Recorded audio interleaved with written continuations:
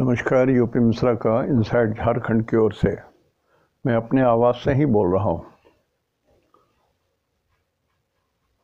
आज बहुत संक्षेप में एक बात बताऊंगा। मैंने 2 साल से या 2.5 साल से नक्षत्र सिद्धांत के बारे में बताया और मुझे अंदाज है कि नक्षत्र सिद्धांत लोगों के समझ में आ गया और इसका उपयोग आना जरूरी है। व्हाट इज़ नीडेड, आपके पास तलवार हो जरूरी नहीं है, आपको तलवार का उपयोग करने आना भी चाहिए। आपके पास स्क्रू ड्राइवर है तो उसका उपयोग करने आना भी चाहिए। तो नक्षत्र सिद्धांत को मैं जैसे राशि फल में बता रहा हूँ कि it is a base, it is a aadhar, इसी के ऊपर में ही पूरी एस्ट्रोलॉजी खड़ी होती है, नक्षत्रों के ऊपर में। और नक्षत्र के 4 चरण इसके ऊपर में। नक्षत्र के 4 चरण 108 चरण हुए 27 नक्षत्र के, तो 108 नवांश हुए। तो नवांश कुंडली और जन्म कुंडली एक दूसरे के पूरक हैं। तो ठीक है, नक्षत्र सिद्धांत के बारे में जितनी बात हमने बताई, आई एम संतुष्ट। मैं अपने आप में संतुष्ट हूँ कि लगभग 95% लोग इसका यूज़ जान चुके होंगे। अब जो लोग नहीं जान समझना चाहते हैं, जो नए नए आए हैं, तो अभी भी पूछते हैं कि लगन से या चंद्रमा से या किस से, ऐसे ऐसे प्रश्न पूछते हैं जो प्राइमरी स्टेज के भी लोग नहीं पूछ सकते हैं। और 1000 बार मैं बोल चुका हूँ कि गोचर गोचर गोचर गोचर चंद्रमा से देखा जाता है। गोचर मीन्स गैया जो आकाश में चर रही है, किसके? चांद के चारों ओर। चांद रखवाला है, गड़ेरिया है, उस गड़ेरिया के चारों ओर ग्रह जैसे चल रहे हैं उसको गोचर बोलते हैं। तो चंद्रमा से मेन होता है लगभग 80 से ऊपर, 80 से 90, मैं 80% ही बोलता हूँ, लेकिन 80 से 90% तक 90% तक चंद्रमा से ही देखी जाती है। लेकिन बहुत मामले में जब लगन में बहुत बल हो, लगन में बहुत बल हो या लगन बहुत बलहीन हो, तब भी इससे देखना चाहिए कि कुछ नुकसान तो नहीं हो रहा है आपको। लगन माने शरीर, बॉडी। तो ये एक समझने की बात है। अब मैं तो पूरी एस्ट्रोलॉजी शुरू से अब नहीं समझा सकता हूँ, जो 2.5 साल पहले या 3 साल पहले मैंने शुरू किया था। तो प्राइमरी बुक से थोड़ा पढ़िए, नॉलेज लीजिए। आज मैं एक चीज़ को अब तक नहीं बताया हूँ, मैं बराबर बोलता हूँ नक्षत्र सिद्धांत के और ऑनरशिप के हिसाब से। ऑनरशिप के हिसाब से देख लीजिए कि ग्रह किस किस नंबर के स्वामी हैं, उसके हिसाब से शुभ है या अशुभ है। और नक्षत्र में जन्म, संपत्ति, विपत्ति, क्षेमा इत्यादि के हिसाब से शुभ है या नहीं। 2 बात मैं बोलता आ रहा हूँ। तो आज नक्षत्र सिद्धांत के बारे में नहीं बोल रहा हूँ, आज मैं सिर्फ एक परिचय देना चाह रहा हूँ ऑनरशिप से कैसे उसको देख रहे हैं। तो इसमें एक फिक्स्ड कर लीजिए, जो मैं बता रहा हूँ इसको नोट कर लीजिए और इसको लिख लीजिएगा। जैसे यहाँ पर हमने एक ये पिक्चर दिया, ये स्क्वायर है, तो इसमें 3 राइट दाग गया, तो ये सबसे शुभ ग्रह है। दिस लगन इज ऑलवेज शुभ। तो कहा जाता है लग्नेश सदा सर्वदा शुभ होते हैं। कितना भी पापी ग्रह हो और यदि वो लग्नेश है तो वो शुभ होगा ही, शुभ रिजल्ट देगा ही। अशुभ भी दे उसमें अलग बात है, लेकिन शुभ तो होगा ही। जैसे कोई आदमी बीमार हो, अब तक स्थिति हो गई है, ऐसी कंडीशन लग रही है कि अब नहीं बचेंगे, लेकिन ठीक उसी समय लग्नेश की दशा या अंतर दशा शुरू हो जाए तो बंदा उठ के खड़ा हो जाएगा, धूल झाड़ करके चलने लगेगा।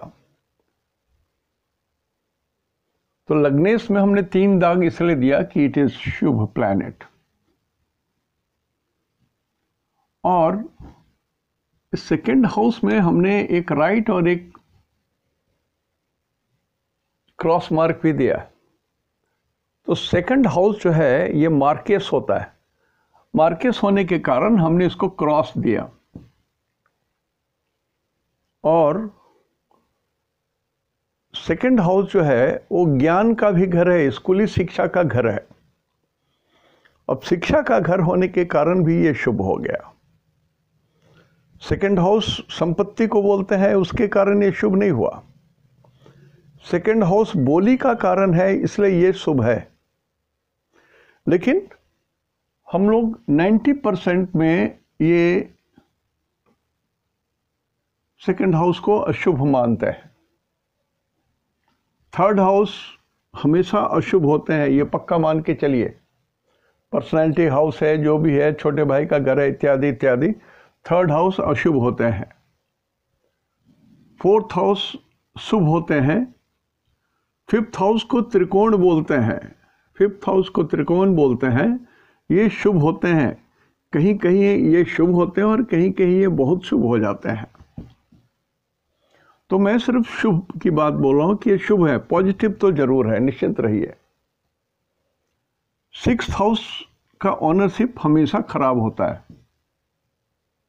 कुछ नुकसान करते ही हैं, कंडीशनल है, खास करके उन लोगों के लिए जो डॉक्टर्स हैं या जो लोग सूद कमाते हैं या जो लोग आर्मी में या पुलिस में ऐसे डिपार्टमेंट में काम करते हैं। उसमें यदि यहाँ पर कुछ अच्छे ग्रह हों सिक्स्थ हाउस में तो सुविधा मिल जाती है, लेकिन ग्रह तो खराब रहता ही, अकारक होता ही है।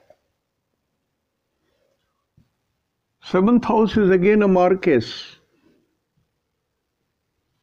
Seventh house is again A Marquez, तो ये अशुभ ग्रह है।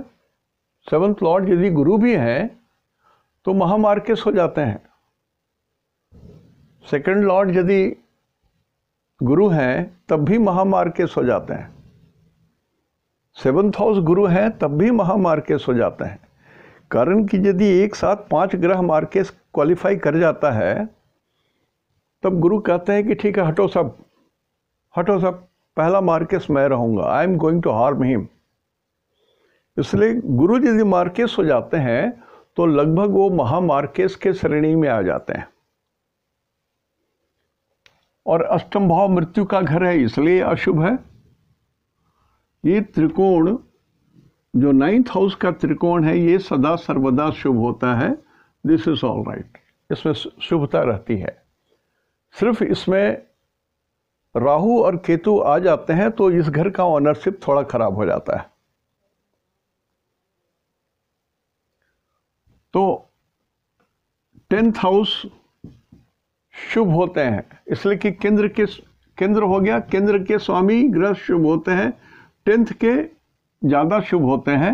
लगन वाले जो है सबसे शुद्ध होते हैं, 10th की उसके बाद शुभ होते हैं, 4th उसके बाद शुभ होते हैं। और 7th हाउस भी केंद्र होने के कारण इसमें भी शुभता रहती है, ये समझ लीजिए। तो इसी के हिसाब से मैं मेष राशि को क्लासिफाई करके बता रहा हूं। मेष राशि में सूरज, मंगल और गुरु शुभ होते हैं। सूरज का मतलब 5, तो 5 कहाँ है? ये यहां पर है, इस ट्रेंगल में है, यहां पर 5 है, तो ये शुभ है। तो सूरज को शुभ हमने लिखा है। मंगल 1 और 8 के मालिक होते हैं, 1 नंबर और 8 नंबर के मालिक होते हैं।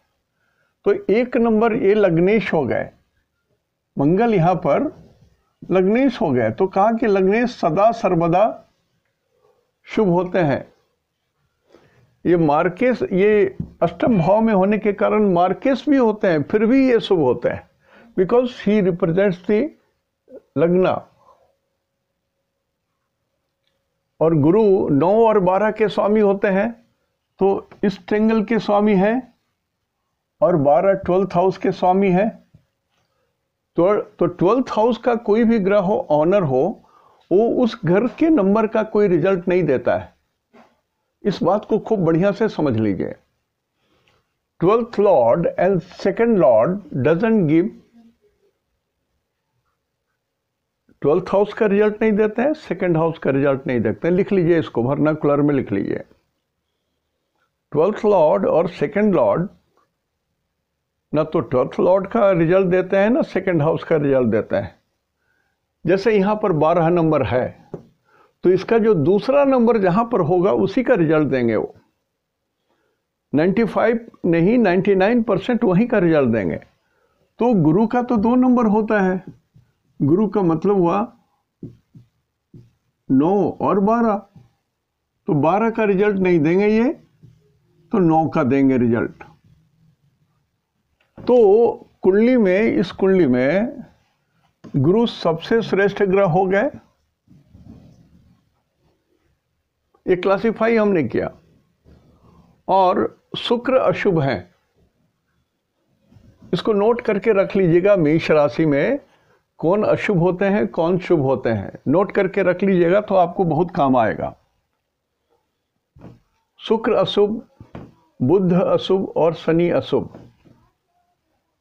शुक्र कैसे अशुभ हुए? वो 7th लॉर्ड है, मार्केस है,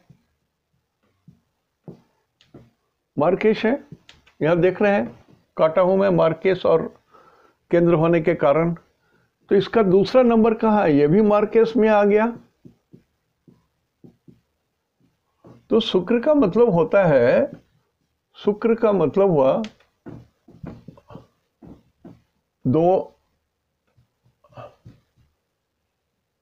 2 नंबर और 7 नंबर। तो 2 नंबर भी कट गया और 7 नंबर भी कट गया। तो वृषभ, इस मेष राशि में ये शुक्र सबसे खराब ग्रह हो गया। तो मेष राशि वालों के लिए एक समस्या है।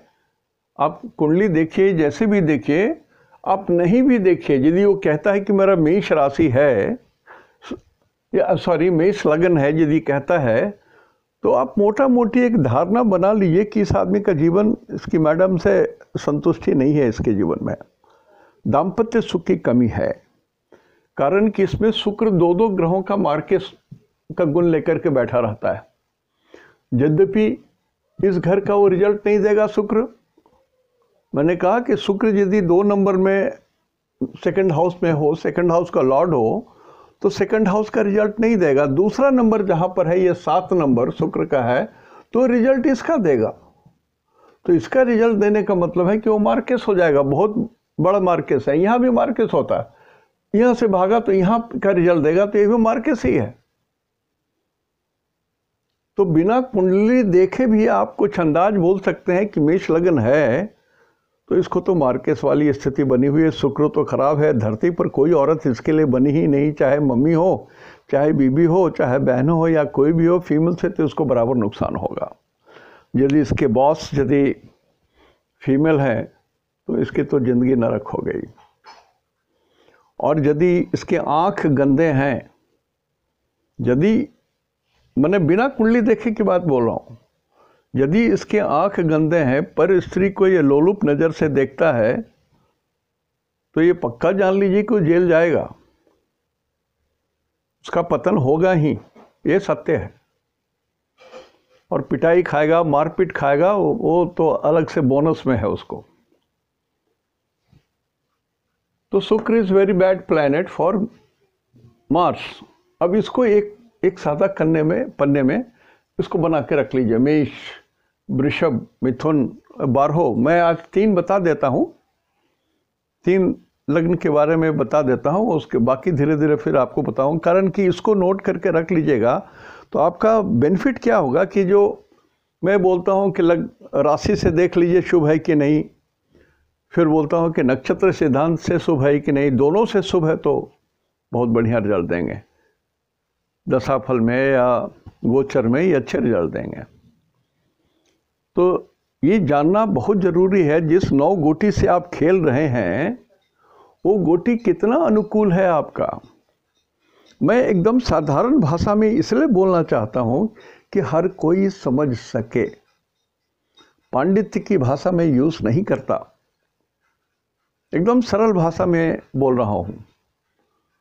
और रहा बुध, बुध का मतलब होता है 3 और 6।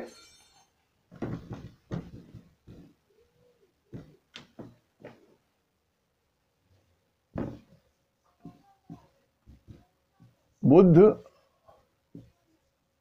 इज इक्वल टू 3 और 6, 3 यहाँ पर है, तो देखिए लग्न से तीसरा हमने डबल क्रॉस किया है,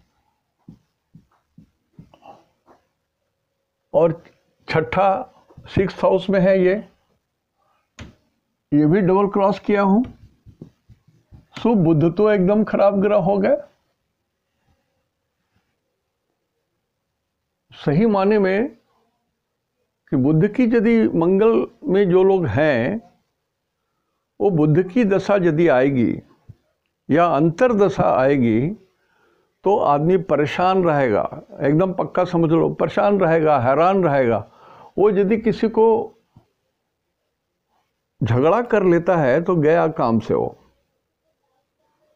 शत्रु प्रबल होंगे, शत्रु में इसका मूल त्रिकोण है 75% शत्रु बली है, और इसकी अपनी पर्सनैलिटी 25% बली है। तो ये तो शत्रु से हमेशा हारेगा, हमेशा हारेगा। शुभ ग्रह के साथ है तब भी, तो इसको डर के रहना है। हालांकि मंगल बड़ा बली ग्रह है, फिर भी इसमें बुध ग्रह खराब है। जब बुध की दशा अंतरदशा चले तो समझ जाइए कि स्थिति नाजुक होने वाली है। और इस बुध के दशा में यदि आदमी कर्जा ले लेता है तो फिर उसका तो उद्धार नहीं होगा, उसका उद्धार नहीं होगा। यदि इस बीच में किसी एडमिनिस्ट्रेटिव ऑफिसर से यदि, या पुलिस ऑफिसर से, या आर्मी ऑफिसर से, या किसी से भी, इवन जो बाजार में बीच चौराहे पर खड़ा है ट्रैफिक वाला जो सिपाही है, उससे भी ये पंगा ले लेंगे तो वो बहुत लंबा केस चलेगा। यदि वो केस कर दिया ना तो 2 दिन में फाइन दे के शांत नहीं होगा, उसमें आप परेशान हो जाओगे। तो बुध बहुत खराब ग्रह। बचा शनि। शनि का मतलब होता है, शनि होता है 10 और 11। तो 10 कहाँ है? ये केंद्र में है। तो ये केंद्र में है। और 11 कहाँ है? यहां है, उपचय में है। तो क्या हुआ? ये जो इसका मूल त्रिकोण है 75% Saturn is defective. Saturn is defective, मूल त्रिकोण में होने के कारण ये 75% डिफेक्टिव है। और ये 25% ही ये शुभ हो सकते हैं, किसमें? यहाँ पर 10 नंबर होने के कारण, 10 नंबर है। तो 10 नंबर होने के कारण ये शनि यदि इस कुंडली में थोड़ी भी ठीक ठाक है तब तो ठीक है, अदरवाइज शनि आपको कुछ नहीं देने वाले हैं। 75 पैसा है। बलवान किसके? 11th हाउस के लॉर्ड हैं, तो आपकी समस्या बढ़ जाएगी। हाँ, आपकी पूरी कुंडली देखने से ये मालूम हो कि शनि अच्छे नक्षत्र में है, गोचर में भी अच्छे नक्षत्र में है, और शनि की महादशा चल रही है, तो कुछ ये फायदा कर सकते हैं। लेकिन मान के चलिए कि आपको यदि लाखों करोड़ों कमवा दिए तो आखिर में वो एवरीथिंग मल्टीप्लाइड बाय 0 इज 0।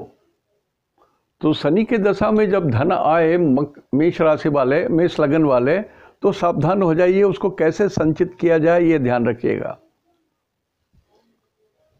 तो ये भी अच्छे ग्रह में नहीं आता है।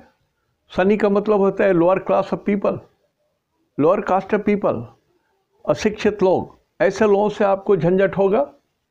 अब मेष राशि वाले के लोग यदि कोई इलेक्शन लड़ते हैं, नेता हैं, छुटभैया नेता हैं, और बहुत बड़ी उम्मीद रखे हुए हैं, तो इलेक्शन नहीं जीत सकोगे भैया, नहीं जीत सकोगे इलेक्शन। आपका मंगल उच्च हो तब भी नहीं जीत सकोगे। और आपको वहाँ जाना ही है, सदन में बैठना ही है, तो आप बैक डोर से जाओ, राज्यसभा से जाओ। इलेक्शन वोटिंग के जरिए आप जीतोगे, ये असंभव घटना होगी। 99.9% ये संभव नहीं है। तो ये शनि भी अशुभ हो गए। शनि माने जनरल मास, जो वोट देती है।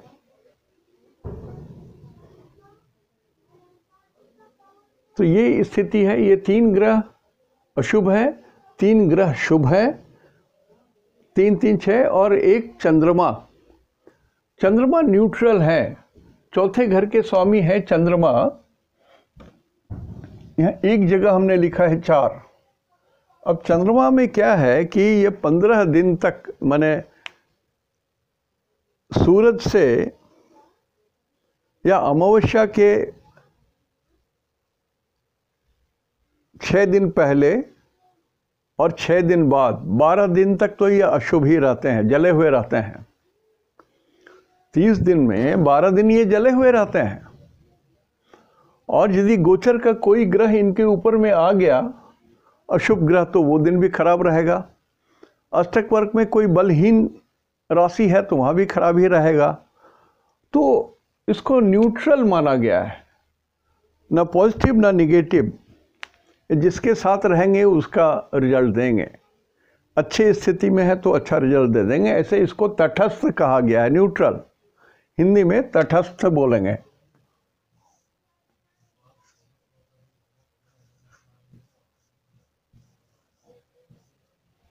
न्यूट्रल, तटस्थ। न लड़की के बाप है न लड़का के बाप है, बीच में बिचौलिया भी नहीं है ये, लेकिन दोनों तरफ से खड़े हैं। इधर भी मदद कर रहे हैं, उधर भी मदद कर रहे हैं। लेकिन आग भी लगा सकते हैं, ये भी क्षमता है। कुछ भी छोटा सा एक फुलझड़ी छोड़ देंगे तो शादी टूट जाएगी। तो चंद्रमा की यही वैल्यू है इसमें, ये न्यूट्रल है। अब बच गए फिर 2 ग्रह राहु केतु। राहु केतु के बारे में बता दिया हूँ कि किस किस राशि में, ईवन राशि में ठीक रहते हैं, और राशि 3 और 5 में शुभ होते हैं, 6 नंबर में लगभग ये अंधे के ऐसा रहते हैं। तो राहु यदि शुभ है आपकी कुंडली में, ऑनरशिप के हिसाब से भी जिस घर में रहते हैं उस घर के ऑनर हो जाते हैं, मान के चलिए। अकेला हो तो, यदि किसी के साथ है तब नहीं, तब तो वो उसके पुछल्ला चमचा हो जाएंगे उसके, और जितना निगेटिव दे सकेंगे देंगे यदि बैड प्लैनेट के साथ है। तो मेष राशि के बारे में ये लिख लीजिए कि मेष राशि में सूरज मंगल गुरु शुभ है हमेशा। जब मैं कहूँ कि ऑनरशिप से भी चेक कर लीजिए और नक्षत्र से भी चेक कर लिए, तो मेष राशि की यदि आपका लगन है, मेष लगन यदि आपका है 1 नंबर यदि आपका है, तो मंगल कहीं भी हो, मैं नहीं बोल रहा हूँ कि मंगल यहीं, कहीं भी मंगल हो, इवन 8th हाउस में भी मंगल हो, 6th हाउस में मंगल हो, 12th हाउस में मंगल हो, तब भी मंगल शुभ है। तब भी मंगल शुभ है। तो ये इस चीज को समझ लीजिए। ऑनरशिप मैं लिखा हूं, classification of planets as per ownership of the house of chart. किस चार्ट में किस नंबर के ऑनर हैं, किस जोन के ऑनर हैं। 12 जोन है ना, 1 2 3 4 5 6 7 8 9 10 11 12 जोन 30-30 डिग्री के हैं। तो जो लग्ना के जो लॉर्ड होते हैं, मरियल से मरियल ग्रह भी शुभ होता है। और यदि बलवान ग्रह हो, मान लिया किसी का 9 नंबर लिखा हुआ है और उसमें गुरु मौजूद हो, खुद मौजूद हो गुरु, तो ये आदमी तो कुछ भी कर सकता है। पराकाष्ठा है इसकी जीवन की। साधु संत महात्मा ज्ञानी एडमिनिस्ट्रेटर कुछ भी हो सकता है, इंटेलेक्चुअल कहीं भी पहुंच सकता है। यदि 1-2 ग्रह कोई भी साथ दे दिए तो ये कहीं भी पहुंच सकता है। तो लग्नेश की वो महत्ता है। और हमने कहा कि मर रहा हो आदमी आईसीयू में भर्ती है, और उसमें यदि लग्नेश की दशा चल रही है तो नहीं मरेगा, वो खड़ा हो जाएगा। So this is how a classification of house is determined. तो मैं एक दूसरा बता देता हूं, एक और वृषभ राशि का भी लिख लीजिए आप। वृषभ राशि, देखिए यहां पर राशि का मतलब चंद्रमा मत पकड़ लीजिए। वृषभ लगन, 2 नंबर, एक को मेष राशि बोलते हैं, दूसरे को वृषभ राशि बोलते हैं, तीसरे को मिथुन राशि बोलते हैं। राशि का मतलब होता है amount of stars inside the 30 degree, उसको राशि बोलते हैं। सर जी गए? तो वृषभ राशि का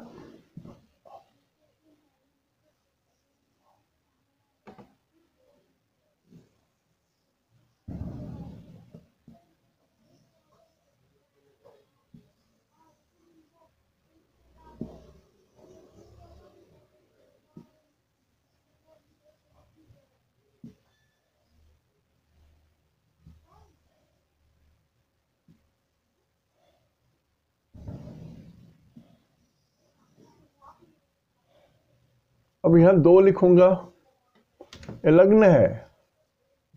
2, 3, 4, 5, 6, 7, 8, 9, 10, 11, 12, 1। अब इसमें देखिए, ये मॉडल है, दिस इज अ मॉडल,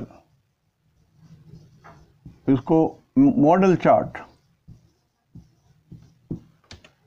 यहां पर 3 राइट दिया हूं। सो वृषभ और 7 यहां पर है, 7 यहां मूल त्रिकोण इनका यहां पर है 2, और यहां पर मूल त्रिकोण है 75%, और यहां है शुक्र 25%।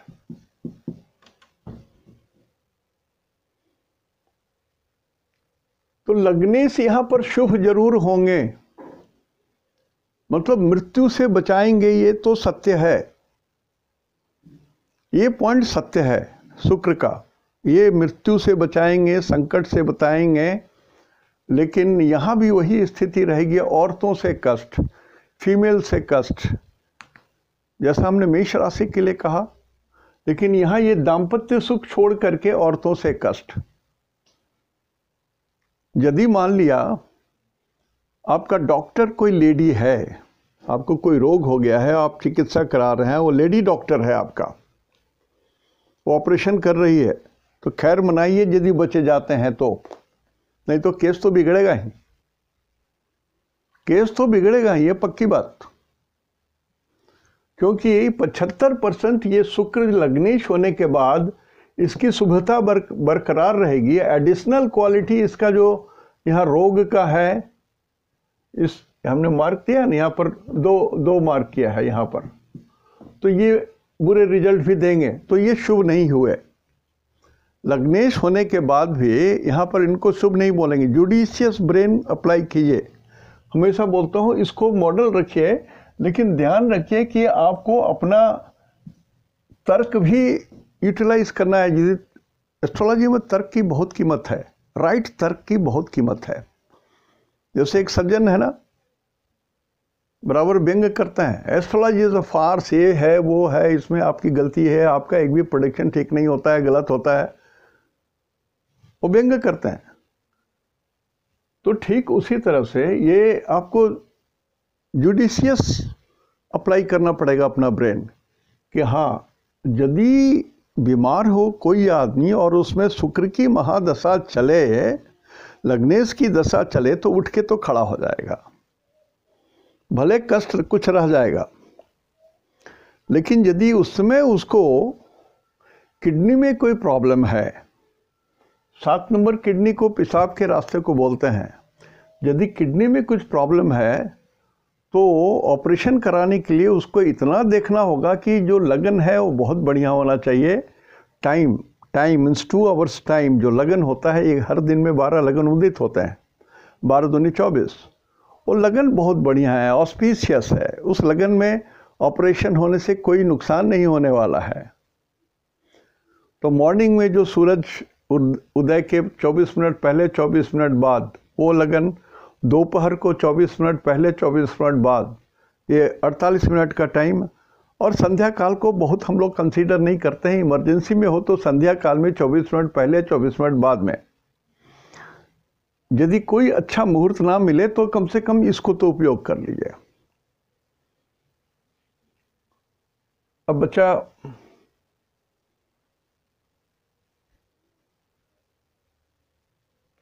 लेकिन क्लासिफिकेशन में शुक्र को, चूंकि ये लग्नेश हैं, इसलिए इनको अशुभ नहीं बोल सकते, उनको हम न्यूट्रल बोलेंगे, तटस्थ। Neither he is good nor he is bad. वो किसके साथ है, किसकी दृष्टि पड़ रही है, कितना बल है, उस पर सब कुछ निर्भर करेगा। तो न्यूट्रल होते हैं ये, न्यूट्रल पॉजिटिव, ये लिख लीजिएगा, न्यूट्रल बट पॉजिटिव, वृषभ लग्न में शुक्र को। इसमें शनि वृषभ लग्न में शनि 10 और 11 के लॉर्ड होते हैं, तो 10 में 3 हमने दाग दिया है। शनि का मतलब हुआ 10/11। तो यहाँ जो शनि का स्थिति है वो ट्रायंगल में है, इस ट्रायंगल में है, तो इस ट्रायंगल में हमने 3 दाग दिया। तो शनि तो बहुत बढ़िया हो गया फेट के लिए, 3 दाग दिया यहाँ पर शनि को, तो ये तो बहुत बढ़िया हुआ। और 11 नंबर केंद्र है, तो यहाँ भी 2 दाग है, ये भी 2 दाग है, तो this is very good. This is good and this is very good.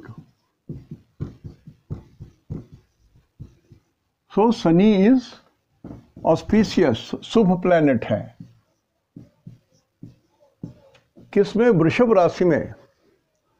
तो वृषभ राशि में जिनको 7.5 का भय लगता है या चंद्राष्टम का भय लगता है, चंद्राष्टम शनि का भय लगता है या कंटक शनि का भय लगता है, या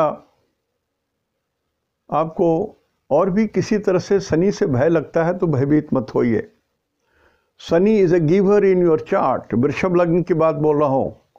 Shani is a giver. Shani कुछ देंगे, लेंगे नहीं आपसे, नहीं लेंगे, शनि देंगे। बेस्ट प्लैनेट होंगे आपके, ये बेस्ट प्लैनेट है शनि, बेस्ट प्लैनेट है वृषभ लग्न में। अब सूरज को देखें, सूरज यहां केंद्र में है, 5 नंबर में है।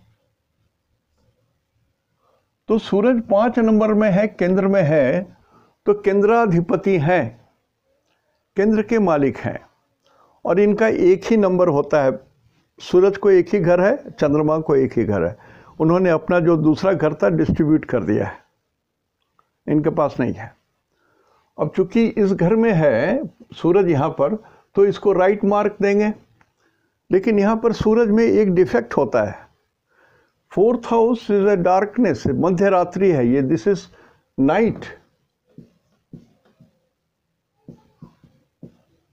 मतलब इसमें रोशनी नहीं है, लाइट नहीं है। उसी तरह से वृषभ राशि के जो लोग हैं, तो ये मान के चलिए कि ऐसे लोगों को यश कम मिलता है। आदमी खटखट के मर जाएगा, खट के। बहुत सिंसियर होगा, इतना सिंसियर कि अपना जान देने के लिए राजी हो जाएगा ये।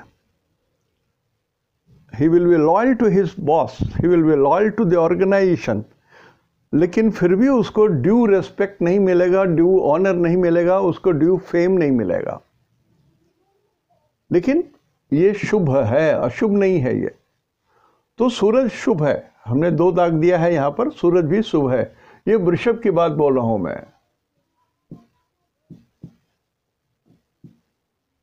नोट कर लीजिएगा, दिन भर में चलता रहता है कहीं तो ठीक है, नहीं तो आप इसको रिकॉर्ड कर लीजिएगा।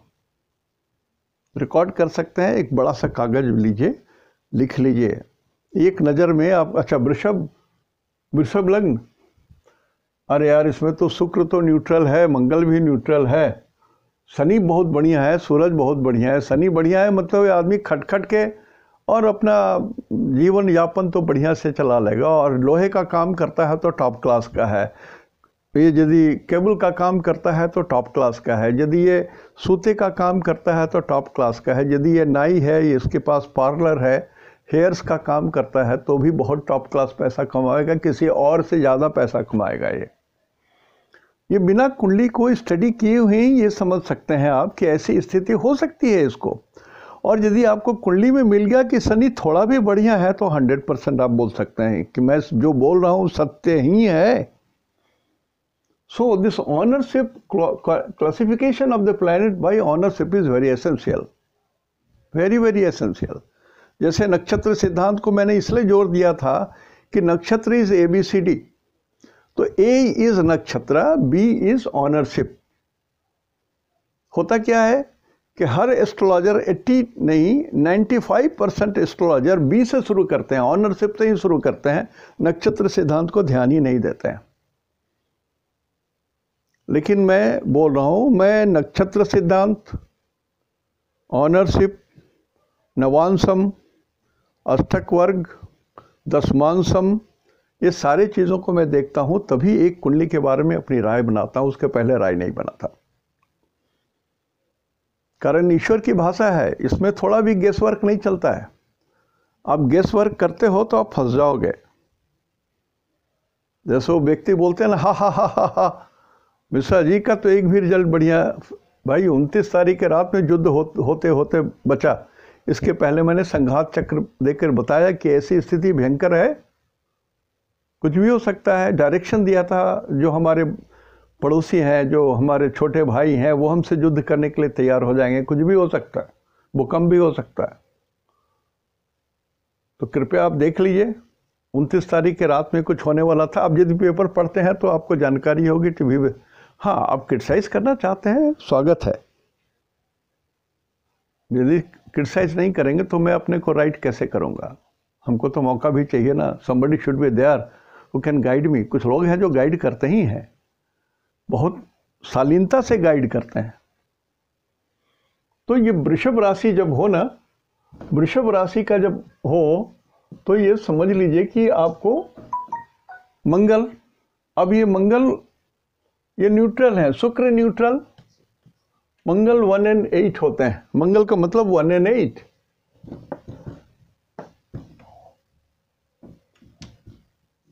ये मंगल है इजिकल टू 1 and 8। 1 कहां पर है? तो यहां पर है। तो ये इसमें 2 प्लस हो क्रॉस हो गए। और 8 कहाँ है? 7th हाउस में है, तो इसमें एक पॉजिटिव भी है। तो मंगल जो द्वादश भाव में है, ये क्या करेगा? मंगल जहां रहते हैं उसको जलाते हैं, मंगल जलाते हैं। यदि आपका मंगल 4 नंबर में और आपके कुंडली में 4th हाउस में बैठा हुआ है, तो आपके छाती को जला रहे हैं। Your heart is having some problem.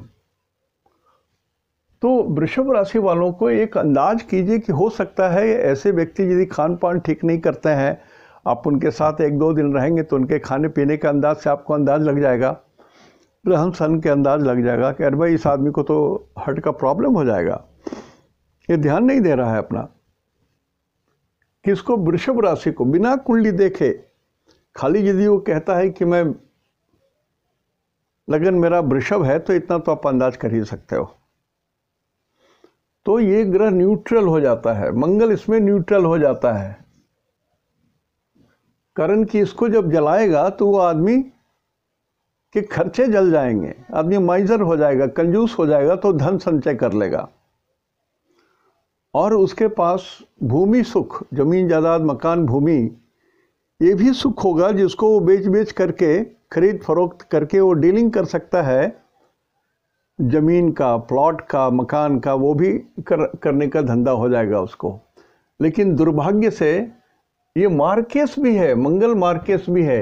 ये मार्क यहाँ क्रॉस दिया हूँ और यहाँ पर एक राइट दिया हूँ, तो मंगल मार्केस भी हो जाएगा। किसके लिए? 8 नंबर के लिए। 8 नंबर बोलते हैं पेशाब करने के पूरे जगह को, पॉटी करने की जगह को, थाई के एंड में, इन सब जगहों में पाइल्स होने का डर रहता है या कुछ कष्ट होने का डर रहता है। ये सब की संभावना रहती है। लेकिन ये शुभ भी होगा। मंगल यदि शुभ हो गया और 8 नंबर में शुभ होगा, तब बोलते हैं कि हाँ, यदि इनके पास जमीन ऐसी जगह की हो, 8 नंबर बोलते हैं वृश्चिक, वृश्चिक माने पानी के पास, किनारा के पास। तो यदि इनका जमीन कहीं नदी के किनारे हो, कहीं पानी के किनारे हो, कहीं ज़मीन ऐसी हो जहाँ पर वो गड्ढा है तो वाटर लॉगिंग वगैरह हो जाता है, उसके किनारे इनकी ज़मीन हो, तो ये ज़मीन इनको बहुत धारेगा। और ये आदमी विदेश में भी यदि चला जाता है तो वहाँ भी, विदेशों में भी, समुद्र के किनारे रह कर के भी ये आदमी अच्छा अपना खासा रियल एस्टेट बना लेगा। इसकी संभावना है। तो इसमें गुण भी बहुत आ जाते हैं, दुर्गुण भी आ जाते हैं इसमें, तो इसको न्यूट्रल मानते हैं, मंगल को न्यूट्रल। ऋषियों ने मंगल, मैं तो मनुष्य हूँ, ऋषियों ने जो हम उन जिनके ब्रेन के सामने मैं उनकी जूते के तलवे के, पैर के तलवे, खड़ाओं के तलवे के नीचे भी नहीं हूँ, उन्होंने मंगल को शुभ माना है। तो बाकी जो इसमें अशुभ ग्रह हो गए, कौन से अशुभ हुए? वृषभ राशि की बात बोल रहा हूँ। वृषभ राशि में जो अशुभ ग्रह होंगे वो समझिए,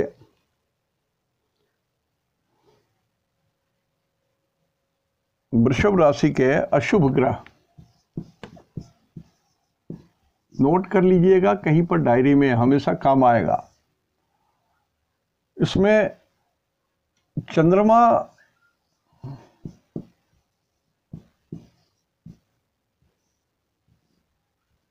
चंद्रमा अशुभ ग्रह।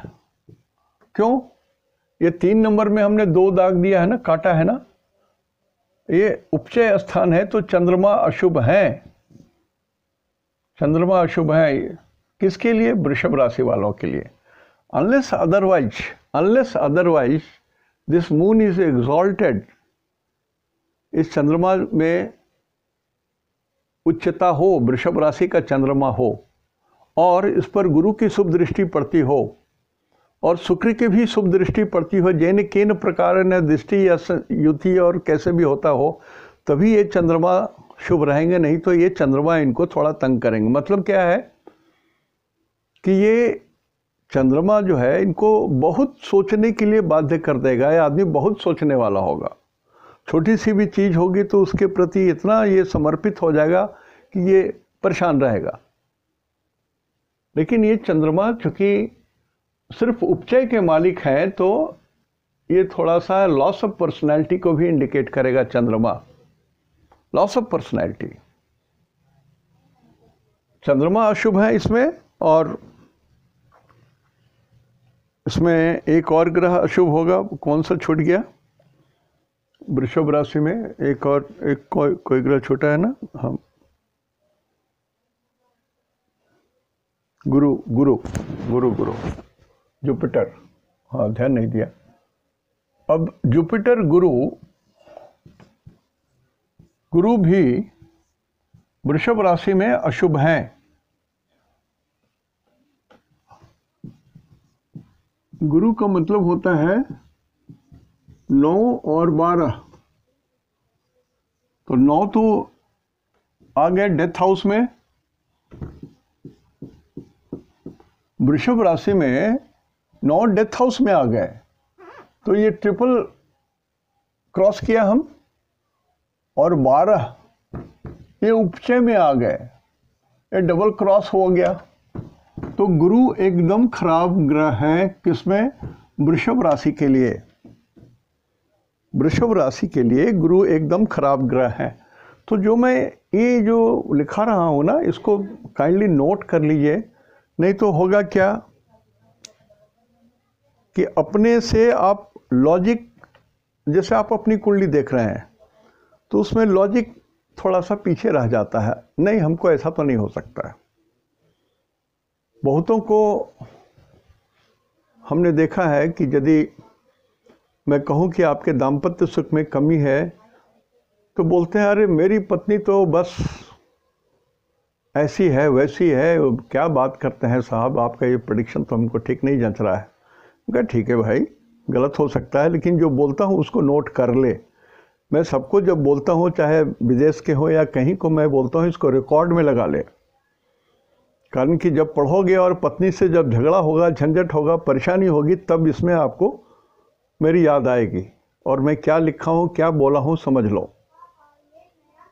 तो ये सब चीज़ें होती हैं, इसलिए मैं हमेशा सबको बोलता हूँ कि जो मैं आपको बोल रहा हूँ उसको रिकॉर्ड पर लगा लो। दूर जो भी राजस्थान, उत्तर कश्मीर, नीचे साउथ तक, उत्तर, जहाँ से भी जो लोग भेजते हैं सबको बोलता हूँ रिकॉर्ड कर लो, कारण कि जो इसमें लिखा हुआ मैं तो उतना ही बात बोलता हूँ। तो ये 2 क्लासिफिकेशन मेष और वृषभ के हमने आपको बताए, इसको नोट करके रख लीजिएगा और तब फिर नक्षत्र सिद्धांत में लगाइएगा, आपको इजी पड़ेगा। आपका दिमाग खटाना नहीं पड़ेगा। यदि मैं बोल दिया कि वृषभ राशि आपका लगन है, तो वृषभ राशि में शनि, सूरज और बुध शुभ ग्रह है और शुक्र मंगल न्यूट्रल है और चंद्रमा गुरु अशुभ है। गुरु सबसे अशुभ ग्रह हैं। वृषभ राशि में यदि गुरु उच्च के होते हैं तो डरिए, एकदम डरिए, आपकी मृत्यु कभी भी हो सकती है। 16 साल के बाद आपका जीवन खतरे में रहेगा, कारण कि मृत्यु के मालिक हैं और ये उपचय के भी मालिक हैं। ये अशुभ है। कहा गया है कि बड़ा से बड़ा राजयोग हो, कितना बड़ा भी राजयोग हो, यदि उसमें 11th लॉर्ड जुट गया तो वो सारा का सारा राजयोग जैसे रुई में आग लगा दीजिए से जल जाता है, वैसे राजयोग खत्म हो जाता है। Anything multiplied by 11th Lord is 0। तो ये गुरु कितना भी बली हो, ये 11th लॉर्ड के हैं तो 0 हो गए, और फिर 8th भी लॉर्ड है ये। तो कितना भी आर्गुमेंट दिमाग में आए तो जो मैं ये लिखा रहा हूं इसको मान के चलिएगा, तो आपके प्रेडिक्शंस सही होने लगेंगे, गड़बड़ी नहीं होगी। आज यहीं तक। इति शुभम तेहंदो निनाग गे जोहार। और कल परसों मैं कोशिश करूंगा मिथुन कर्क का बताऊं, यदि नहीं हुआ तो राशिफल बता दूंगा, राशिफल बता दूंगा। मैं जान रहा हूँ राशिफल के लिए लोग जरूर उतावले हैं, लेकिन कुछ चीज़ जो मैं बताया हूँ उसका उपयोग होना बहुत ज़रूरी है।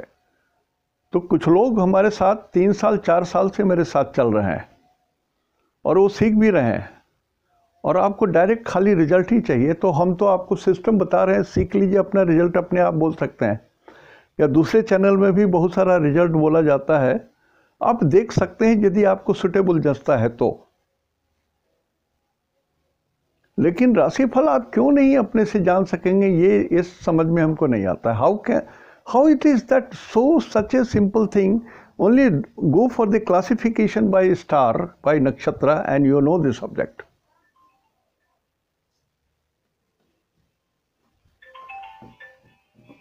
सो आज यहीं तक।